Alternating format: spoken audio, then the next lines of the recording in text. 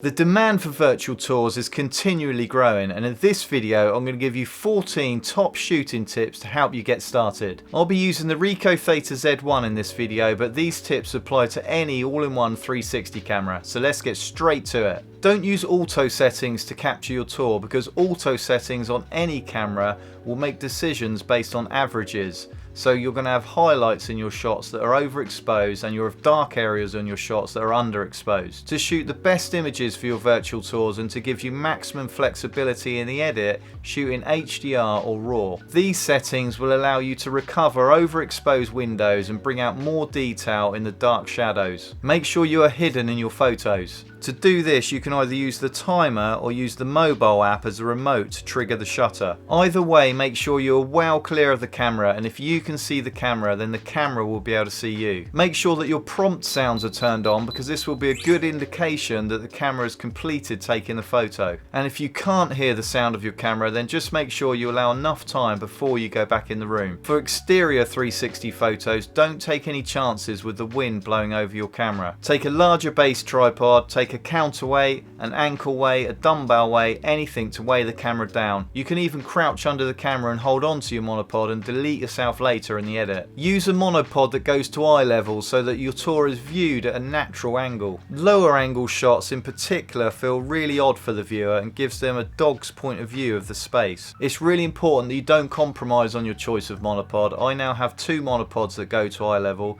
the Bushman version 2 and the Best 360 carbon fiber monopod. Avoid placing the camera and the monopod really close to objects, because you need to give your shot room to breathe, and the closer it is to something, the more uncomfortable it is for the viewer to look around, and also the greater chance that you're going to have a stitching error. This is even more important if the viewer is going to use a VR headset, because if they're right on top of an object, it would just feel really uncomfortable as they look around. So imagine yourself looking around the room. Where would you stand to take in the entire room? Try to avoid dead spots in your photos or areas that aren't very interesting. The idea of having a 360 photo is that you want to be motivated to look around the entire image, so it needs to be interesting. If it's not interesting, then it may as well just be a standard photo. If you've placed your camera near a blank wall, then as your viewer looks around the room, a third or so of the image will just be blank, so it'll be uninteresting. So try and relocate your camera to a more interesting part of the room if you can. Don't overshoot. Most rooms in average size homes in particular can be shot with 1 or 2 photos. And the same applies if you're shooting in a business. If you're going to take a second photo, make sure you have motivation to move the camera.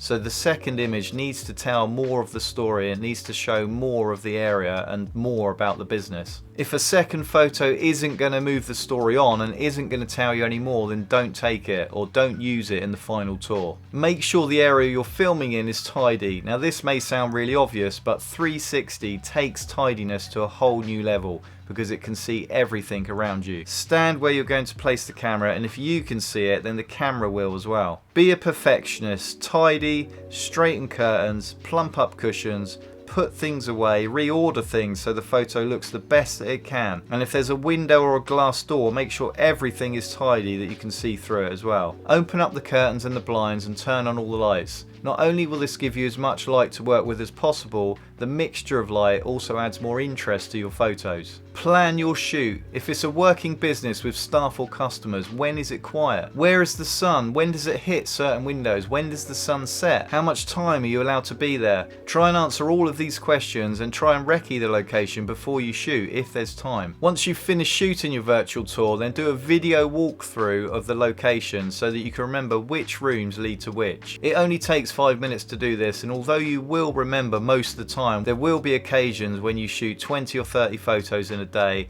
or you're doing multiple locations, or you're not editing the tour for several days after you've shot it, and you will forget minor details. So it's important to do this. Be careful where you place your tripod. If you're not going to use a logo to cover up your tripod legs, then you'll want to make it as easy as possible to remove your tripod in the edit. So avoid placing it across several lines that will give you more work to do later. And as your business grows, you'll be able to invest in alternative stands and alternative camera gadgets that will help you in different scenarios. Be mindful of reflections, particularly in bathrooms, but you've also got to be mindful in windows and in TV screens as well. These could be reflections of you hiding as well as reflections of the camera and the monopod. Make sure you have continuity in your virtual tour, which will make your tour feel more professional as your viewer guides their way through it. If the door is open in one room and you move to another room where you can still see that door, then make sure that door stays open. And if it's closed, make sure it stays closed. Doors opening and closing, objects moving on and off tables, or even pets moving from one room to another can make your tours look less professional. Pay attention to detail and use these tips to help you get started with your virtual tours. And of course, I've only scratched the surface, so if you've got any tips that you want to add to these, then please post them in the comments below. Please subscribe for more virtual tour tips and tutorials. My name's Rich, thanks for watching, and I'll see you in the next video.